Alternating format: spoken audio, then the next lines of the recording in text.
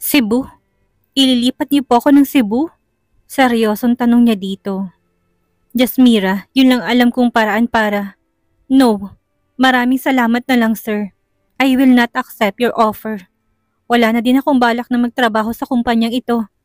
Kaya ako pumunta dito dahil gusto kong personal na ipasa ang resignation ko. Seryoso niyang sagot sabay lapag niya sa isang white envelope sa ibabaw ng table nito. Napansin niyang natigilan si Jonas, napatitig sa kanya. Thank you po sa 3 taon na pinayagan mo akong magtrabaho sa kumpanyang ito. But I think ito na rin ang last time na magkikita tayo, sir. Muli niyang bigkas. Napansin niya na kaagad na nagsalubong ang kilay ni Jonas. Mabilis na napatayo at naglakad palapit sa kanya. Anong ibig sabihin nito, Jasmira? Anong resign? Saan ka pupulutin kung magkikwit ka sa trabaho mo? Seryosong tanong nito sa kanya. Noon, nung maayos pang relasyon natin, palagi kong naririnig mula sa'yo na magaling ako pagdating sa trabaho. Siguro naman, mabilis lang ako makakahanap ng trabaho sa ibang kumpanya. And alam mo bang hanggang ngayon, kinokontak pa rin ako ng dati kong boss. They are asking me to come back, kaya ang pagiging jobless ko ay malabong mangyari. Seryoso niyang sagot. Napansin niyang saglit itong natigilan, biglang lumambot ang ekspresyon ng mukha nito bago nagsalita. I am sorry, Jasmira. Don't worry, magiging masaya ka rin. Matatanggap mo rin na. Hindi na nito natuloy pa ang sasabihin nang biglang bumukas ang pintuan ng silid.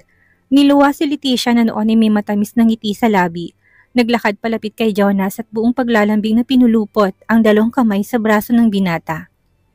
Ang tagal niyo namang mag-usap. Saan na kayo nakarating, love? Malambing nitong wika. Leticia, nag-uusap pa kaming 2 ni Jasmira. Can you give us a time para magkalinawan? Ani naman ni Jonas. Don't worry, ayos na po ako, sir. Naipasa ko na po sa inyo resignation letter ko, kaya ayos na. Maraming salamat po sa time na ibinigay ninyo sa akin. Wika niya at pagkatapos sabihin ng katagang yon, mabilis na siyang naglakad paalis. Masakit sa kalooban, masakit sa dibdib. Pero ito ang tama. Wala mas lalong lang siyang masasaktan kung ipipilit niya pang sarili niya. Sa paglabas niya ng opisina ni Jonas, ang nag-aalalang mukha nila Sarah at Maris ang nabungaran niya. Pilit siyang ngumiti sa mga ito. I already resigned. Hindi na tayo magkikita palagi, wika niya. Oh my God, Jasmira, are you sure about this? Hindi ka ba? Sarah, nasan nga pala yung mga gamit ko? Gustuhin ko man na magkausap tayo na matagal pero hindi pwede Nandito tayo sa opisina. Ayaw kong pati kayo mapagalitan ng boss natin dahil sa akin. Siguro magsiset na lang ako ng days para naman makapag-bonding tayo. Pilit ang ngiti na wika niya. Alright. Nasa table ko mga gamit mo. Nakangiting wika ni Sarah. Alam niya kung nasaan ang table nitong si Sarah. Kaya kusa niya nang inihakbang ang mga paa niya patungo doon. Here, ito yung nasave ko sa mga gamit mo. Muling bigkas ni Sarah sabay turo ng isang kahon. Kaya naman binuksan niya kaagad yon at tumambad sa paningin niya ang mga gamit niya. Hindi naman mga importante ang mga yon. Picture frame na may larawan nilang 2 ni Jonas. Vase kung saan may nakatanim na fake na ornamental plants. Mga notebooks, ballpen at kung ano-ano pa na kung tutuusin, isa ng basura para sa kanya. Thank you, Sarah, Maris. Mauna na ako sa inyo. Pilit ang ngiti pa rin na wika niya at mabilis na siyang nagpaalam sa mga ito. Mabigat ang hakbang na tinahak niya ang way patungo sa elevator. Sumakay at pinindot ang ground floor. Habang umaandar ang elevator pababa, tahimik siyang nakatitig sa kawalan. Pilit na inaabsorb ng utak niyang mga present na nangyayari. Hindi na siya magtatrabaho sa kumpanyang ito at wala na sila ni Jonas. Kailangan niya nang mag-move on at magpatuloy sa buhay kahit na masyado nang masakit. Ilang beses pang humintot bumukas ang elevator dahil may iba pang mga empleyado ang sumasakay. Mga empleyadong kilala siya pero nananahimik na lang, ngunit kitang pagtataka sa bawat titig. Lalo na nang mapansin ng mga to ang bitbit niyang karton. Pagdating ng ground floor, mabilis na siyang lumabas mula sa loob ng elevator. Diretso siya sa kanyang nakaparadang kotse. Nilagay na muna sa trunk ang mga gamit na bitbit niya bago siya mabilis na pumesto sa driver's seat. Ilang saglit lang, tinak niya na ang way palabas ng building kung saan matatagpuan ang opisina ng lalaking labis niyang minahal. Habang papalayo ng papalayo ang sasakyan, palit ng palit naman ang chance na muling pag-cruise ng landas nilang 2 ni Jonas. Goodbye, Jonas. I hope you are happy with the woman you love. I don't want to see you again. Mahina niyang bulong at hinayaan niya na ang luha niya na muling maglandas sa kanyang pisngi. Ang bawat paghakbang ni Jasmira palabas ng opisina ay may kaakibit na bigat sa pusong nararamdaman kay Jonas. Hindi niya maintindihan ang sarili niya. Nasa tabi niya na si Leticia pero bakit nasasaktan siya habang tinititigan niyang malungkot na mga mata ni Jasmira kanina. Sa mahigit isang linggo na hindi niya nakita si Jasmira, kitang-kita niyang pagbagsak ng pangangatawan nito. Maputla din ito na para bang galing sa matinding sakit. Siguro talagang dinibdib nito ang choice niyang maghiwalay na sila. Siguro masyado itong nasaktan sa mga actions na ginawa niya. And now, heto siya. Nakaupo siya sa kanyang swivel chair habang nasa kandungan niya, si Leticia. Hindi niya na dapat pang isipin ang tungkol kay Jasmira dahil tapos na sila. Kusa na siyang pinalaya nito so ibig sabihin, wala na itong balak pang habulin siya. First step nitong ginawa ay ang tuluyang mag-resign sa trabaho kahit na inofera niya itong i-transfer sa Cebu. Love, ano bang iniisip mo? By the way, pinirmahan mo na bang resignation letter ni Jasmira? Sign it na love para madala ko na sa HR department at ma-process na. I think deserve ni Jasmira ng separation fee. Lalo na't naging magaling din naman siyang empleyado mo, hindi ba? Balita ko, marami din siyang mga projects na naipasok sa kumpanya. So she deserve good din naman, hindi ba? Malambing na muling wika nito sa kanya. Wala sa sariling napatitik siya dito. Ang bait talaga nitong si Leticia. Kahit na alam nitong may nakaraan silang dalawa ni Jasmira, naintindihan pa rin ito ang lahat-lahat. Okay, yeah, sagot niya. Binuksan niya ang white envelope at nilabas mula sa loob ang resignation letter ni Jasmira. Mabigat din ang mga kamay na pinirmahan niya yon. Wala na, siguro hanggang langit ang galit ni Jasmira sa kanya. Nagawa talaga nitong iwan ng kumpanya ng ganong kabilis. Nagawa siyang iwan nito ng tuluyan. Perfect, ako na mismo magdadala nito sa HR para maiprocess na kagad. Nakangiting wika ni Leticia at mabilis nitong tumayo mula sa pagkakaupo sa kanyang kandungan. Dinampot nitong resignation letter ni Jasmira at naglakad nito palabas ng kanyang opisina. Lihim naman siyang napamura. Bakit ba excited masyado tong si Leticiang maipasa na kaagad sa HR ang resignation letter ni Jasmira?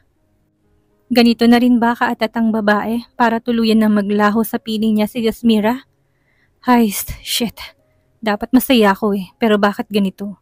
Bakit may nakakapana naman akong lungkot sa puso ko?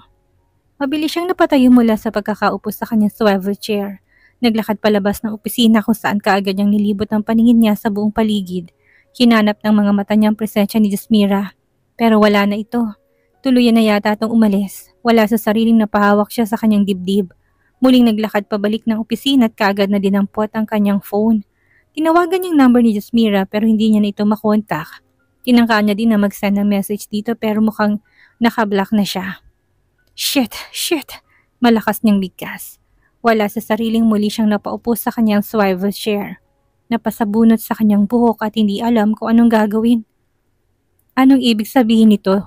Jasmira, let's talk. Hindi ka pwedeng mag-resign sa trabaho mo. Papakasalan ko si Leticia. Dahil siyang mahal ko pero bakit parang ayaw ko mawala ka rin sa akin? Ano bang nangyari sa akin? Ano ba talagang gusto kong mangyari? Nasa ganun siya kalalim na pag-iisip nang muling pumasok ng opisina si Leticia. Nakangiti ito at naglakad palapit sa kanya. Love, tumawag nga palang restaurant na magsaserve ng food sa reception natin. Nakalimutan ko sabihin sa'yo na may food tasting tayo mamayang hapon. Nakangiti nitong wika sa kanya. Pilit naman siyang ngumiti dito. Sure, maaga na lang tayong aalis mamaya. Sige na love, may mga dapat pa akong tapusin. Work muna tayo? Nakangiting sagot niya dito. Kaagad naman itong tumango sabay halik sa kanyang pisngi at bago nagmamadaling lumabas ng kanyang opisina, naiwan naman siyang tinangkang muling tawagan ang number ni Jasmira. Pero wala, hindi niya na talaga ito makontak. Hindi niya tuloy mapigilan ang makaramdam ng inis sa babae. Shit, bakit bigla mo na lang akong binlock, Jasmira? Shit, galit niyang usal. Nagpasya siyang ituon ng kanyang buong atensyon sa trabaho pero talagang lutang siya. Wala siya sa mood at napapatulala na lang siya minsan kaya naman bago mag-lunch time, nagpaalam siya kay Leticia. Uuwi muna siya sa bahay nilang dalawa ni Jasmira. Baka nandun ang babae at gusto niya itong makausap. Love, hindi mo ba ako isasama? Ani naman ni Leticia sa kanya bago siya umalis. Love, tapusin mo na munang papagawa ko. Sandali lang ako. Promise, babalik ako. Promise. May surprise ako na ibibigay sa'yo. Nakangiting sagot niya dito. Ayaw niyang isama si Leticia sa pag-uwi niya ng bahay nila ni Jasmira at baka mailang lang si Jasmira. Alam niya kasing masyadong masakit para sa dalagang pagpili niya kay Leticia at ayaw niya nang dagdagan yon. Okay, see you later love. Nakangiting sagot nito kaya naman mabilis na siyang naglakad paalis. Diretso siya sa kanyang kotse at ilang saglit lang din naman nakarating na siya sa bahay. Kaya lang ganun na lang ang panlulumo niya nang marinig niyang mula kina Manang na wala daw si Jasmira at hindi na daw to umuwi ng bahay. Mahigit 1 linggo na ang nakakalipas. Hindi na po siya umuwi dito sa bahay, sir. Hindi po namin alam kung saan po naglalagi si Ma'am Jasmira. Ani Manang sa kanya, hindi naman tuloy mapigilan ang maikuyom ang kanyang kamao. Gumawa na nga siya ng effort para makausap to pero bakit kahirap pa rin itong hagilapin? Nasaan si Jasmira? Isa akong talunan. Paulit-ulit na umalingaw-ngaw sa utak ni Jasmira ang katagang iyon habang nakatitig siya sa papalubog na araw. Nandito siya ngayon sa gilid ng Manila Bay. Tahimik na lumuluhat hindi alintana ang mga paroon at paritong mga tao. Habang nakatitig siya sa papalubog na araw para naman siyang paulit-ulit na pinapatay sa sakit na nararamdaman ng puso niya.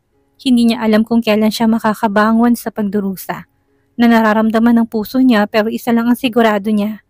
Alam niyang mahirap nang hagilapin ang saya sa puso niya. Jasmira, nasa ganong kapanglaw na lungkot ang naramdaman ng puso niya nang marinig niyang pagtawag ng kung sino sa pangalan niya. Wala sa sariling napalingon siya at doon sumalubong sa paningin niyang nakangiting mukha ni Doc Gerald. May hawak na naman tong payong at wala sa sariling napatingala siya sa kalingitan. At doon niya napansin na nag-uumpisa na naman palang umambon na hindi niya namamalayan. Mahilig ka ba talagang maligo sa ulan or what? Tanong nito sa kanya. Sa pagkakataon na ito, nakalapit na ito sa kanya habang bitbit pa rin ito ang payong. Tumayo ito sa tabi niya kaya naman hindi niya na naramdaman ang pagpatak ng ilang butil ng ulan sa kanyang balat. Doc Gerald, anong ginagawa mo dito? Huwag mo sabihin na sinusundan mo ko. Mahinang tanong niya habang nakatingala siya dito at kitang-kita niya kung gaano kaseryosong mukha nito habang nakayuko ito't direktang nakatitig sa kanya. Paano kung sabihin ko sa'yo na, oo, maniniwala ka ba sa akin? Seryosong sagot nito sa kanya sabay lahad ng kamay nito sa kanya. Alanganin niya namang tinanggap iyon pero sa huli tinanggap niya pa rin. Nakakahiya kay Doc Gerald, lalo na't napapansin niyang medyo lumalakas ng ulan. Bakit? Nagtatakang tanong niya dito kasabay ng pagdaop ng kanilang mga palad. Kaagad siyang hinila ni Doc Gerald kaya naman napatayo na rin siya. Dahil nag-aalala ko sa'yo, balita ko kasi wala ka na daw trabaho. So ibig sabihin, jobless ka na ngayon? Nag-aalala ko na ba kung ano na naman ang gagawin mo sa sarili mo kaya pinapasundan kita kahit saan ka magpunta. And now malalaman ko na lang na kanina ka pa dito at walang ibang ginawa kung hindi ang umiyak ng umiyak. Tell me Jasmira, anong pwede kong gawin para maibsan ng kahit na konti ang sakit na nararamdaman ng puso mo ngayon? Seryosong tanong nito sa kanya para namang napapaso siyang kaagad na nag-iwas ang tingin dito. Ano nga bang pwedeng maitulong nitong si Doc sa kanya para hindi na siya makaramdam ng sakit ngayon? Mabait si Doc Gerald. Walang duda yon. Sa nakalipas na mahigit 1 linggo niya itong nakilala, wala itong ibang ginawa kundi ang iparamdam sa kanya kung gaano kahalaga ang buhay. May mga pagkakataon din na hindi na lang pasyente ang turing nito sa kanya kundi isa ng kapamilya. Kaya siguro ganito na lang din ang tiwala ng nararamdaman niya sa taong to. Doc, may gamot ba para makalimot? May gamot ba para hindi na ako makaramdam ng sakit? Naluluha niyang tanong dito. Nakatingala pa rin siya dito dahil masamak na matangkad ito sa kanya.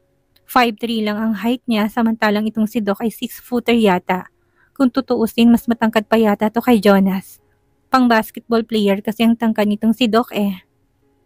Ang OA mo. Nakangiting wika nito at ganun na lang ang gulat niya nang bigla na lang siya nitong takipin ang kanyang noo. Nagulat siya sa ginawa nito pero hindi niya naman mapigilan ng matawa. First time kasi sa tanang buhay niya na may gumawa nito sa kanya ng ganung bagay at si Doc pa talaga. Talaga po bang super OA ko na Doc? Nakakainis na ba ako? Nakataas ang kilay na tanong niya dito. Ewan niya ba, broken hearted siya pero parang gusto niyang tumawa. Nababaliw na nga siguro siya. Well, hindi pa naman ganun kalala. Pero Jasmira, itong tandaan mo, balang araw pagsisisihan ng taong niloko ka na iniwan ka niya. Balang araw, marirealize niya din kung sinong sinayang niya. Nakangiting sagot nito. Hindi niya naman mapigilan ng mapasimangot. Huwag mo naman sana akong bigyan ng false hope, Doc Gerald. Dahil alam kong hindi mangyayari yan. Nakabusangot ang mukhang sagot niya dito. Sorry, mali pala. Minsan tanga pa naman ang puso't baka maniwala ka. Nakangising sagot nito kaya napasimangot siya. Alam niyang siyang pinaparinggan nito. Well, mabuti na rin at dumating itong si Doc kung hindi ay naku. Baka said ng luha niya sa kakaiyak at balak niya na rin talagang tumambay dito magdamag sa gilid ng Manila Bay. Teka lang, kanina pa tayo dito ah. Wala ka bang balak na yayain akong ilibre para sa dinner? Seryosong tanok ni Doc Gerald sa kanya. Ewan niya ba, hindi niya pala namalayan ng oras. Kanina pa sila nakatayo at parang mga batang nag-uusap sa gitna ng ulan. For the first time, ngayon niya lang din na-realize na hindi naman pala mahirap gumiti kahit na broken-hearted ka. Kaya ka ba nandito sa harapan ko dahil sa promise ko na ililibre kita ng dinner minsan? Bakit? Wala ka na bang budget sa pagkain, Doc? Naghihikaws ka na ba? Pabiro niyang tanong dito. Muling natawa si Doc Gerald, tawa na nakakahawa kaya naman muli siyang napangiti. Silly girl, kung ang sagot ko ba ay oo, ililibre mo ba ako palagi sa pagkain? Nakangising sagot nito sa kanya. Hindi niya naman mapigilan na mapasimangot. Malaking tao itong si Doc kaya sure siya na malakas tong kumain. Well, siguro kung may trabaho na ako ulit, why not? Pero sa ngayon, jobless pa ako eh. Sagot niya naman kaagad. Okay, tutulungan na lang kitang makahanap ng trabaho kung ganon. Halika na. Sa ngayon, dadalahin na lang kita sa isang lugar kung saan pwede tayong kumain ng unlimited at may take home pa. Nakangising wika akbay sa kanya. Nagulat siya sa ginawa nito pero hindi na siya pumalag pa nang akayin siya nito sa sarili nitong kotse. Doc Gerald, paanong kotse ko?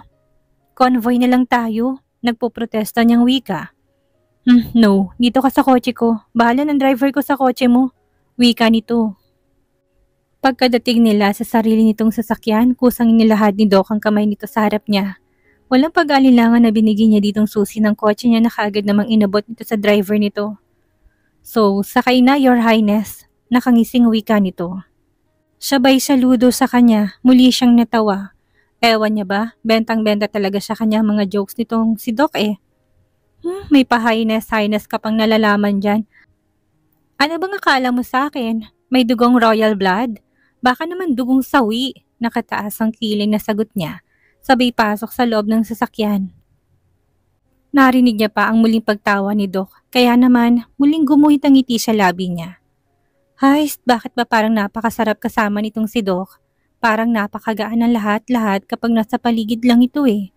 Ano bang pwede kong itawag sa'yo? Masyadong plain ang pangalang Jasmira kaya ayos na siguro yung Your Highness, hindi ba? Para naman maiba naman, natatawa nitong wika. Sa pagkakataon ito, nasa harap nito ng manibela. Hindi niya pa nga maiwasang magulat nang bigla na lang itong dumukwang sa kanya at ito na rin ang nagkabit ng kanyang seatbelt. Hindi niya tuloy mapigilan ang mapalunok ng sarili niyang laway. At the same time, parang gusto niyang kutusan ng sarili niya. Nandito na siya sa loob ng kotse nitong si Doc Gerald at marunong naman siyang magkabit ng sarili niyang seatbelt. Naunahan patuloy siya nito which is malaking katangahan talaga, hindi ba? Doc Gerald, bakit ang bait-bait mo? Ganito ka ba kabait sa lahat ng naging pasyente mo? Wala sa sariling tanong niya dito. Tuluyan na nitong naikabit ng maayos ang kanyang seatbelt pero napansin niyang natigilan to. Umayos ng upo sa tapat ng manibela bago to nagsalita. No, hindi ako mabait sa lahat ng naging pasyente ko. Nagkataon lang na special ka. Kaya gusto kong itrato ka rin ng special sa buhay ko, Jasmira. Seryosong sagot nito. Ha? Pero, kalimutan mo na siya. Kalimutan mo ng taong nanakit sa'yo. Dahil hindi siya deserve sa mga luha mo. Muli nitong bigkas, natameme naman siya. Hindi niya alam kung anong sasabihin niya. Yes, dapat naman talaga, ganun ang tamang gawin eh. Hindi na babalik sa kanya si Jonas sa kabila ng mga sakripisyong ginawa niya dito. Wala sa sariling napakapasya sa gilid ng kanyang tiyan. Naghihilom ng sugat dulot ng kidney donation kaya dapat lang talaga sigurong ibaon niya na sa limot ang lalaking minsan niyang minahal. Masyado na niyang pinaparusahan ang sarili niya. Hindi lang ang katawan niya, ang puso niya kundi ang buo niyang pagkatao. Doc, thank you. Siguro kung hindi kita nakilala, baka kung saan na ako pupulutin eh. Pipilitin kong wag nang umiyak. Pipilitin ko din na muling ibalik sa dati ang buhay ko. Sagot niya dito. Yes, yan ang tama. And don't worry, Jasmira. Gagawin ko lahat para makahanap ng kidney donor na angkop sa'yo. Ibabalik natin ang nawala sa'yo. Seryosong sagot nito sa kanya. Hindi naman siya makapaniwala sa narinig niya dito. Posible ba yun, Doc? Seryosong tanong niya dito. Of course, posibleng-posible yan, Jasmira. Pero next time, mag-iingat ka na ha? Love yourself first, before you love others. Hindi birong pinagdadaanan ng katawan mo ngayon. Masyado ka pang bata para pahirapan ng kalusugan mo. And as a doctor, nandito ko palagi sa tabi mo. At hinda kitang alalayan sa lahat ng oras. Nakangiting sagot nito sa kanya. Hindi niya naman mapigilan ng maluha. Parang gusto niya na tuloy yakapin tong si Doc Gerald para makapagpasalamat dito. Napakabuti talaga ng kalooban nito. Sana noon niya pa ito nakilala. Sana noon niya pa ito naging kaibigan. Para naman hindi siya naligaw ng landas.